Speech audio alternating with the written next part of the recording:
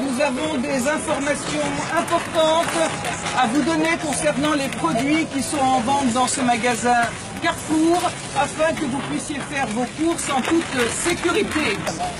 Je parle des produits de l'occupant israélien et, comme vous le savez, ce magasin, en tout cas Carrefour le sait, met en vente des produits qui ne sont même pas étiquetés en conformité avec la législation française. Ces avocats, par exemple, eh bien, il faut carrément avoir une loupe pour savoir d'où ils viennent.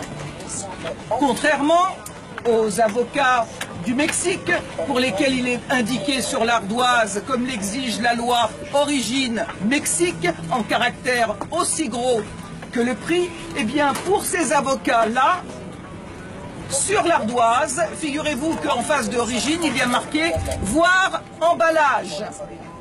Et pour voir emballage, eh bien, il faut avoir une vue très perçante pour arriver à détecter le mot Israël.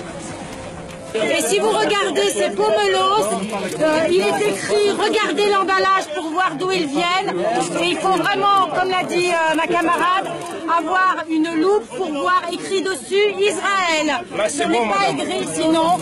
Et l'État d'Israël viole les droits des Palestiniens tous les jours, maltraite des enfants, arrête des enfants, arrête des adultes, assassine.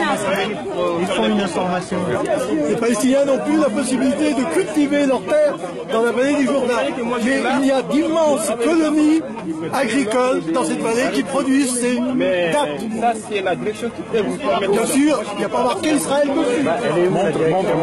Elle est où la direction? Le boycott d'Israël, tant que cet État foulera au pied les droits les plus élémentaires du peuple palestinien, est une action efficace, pacifique et non violente. Au XXe siècle, Gandhi en Inde, Nelson Mandela en Afrique du Sud ont prôné le boycott pour mettre fin à l'apartheid. Ce qui vaut pour le client vaut aussi pour le marchand.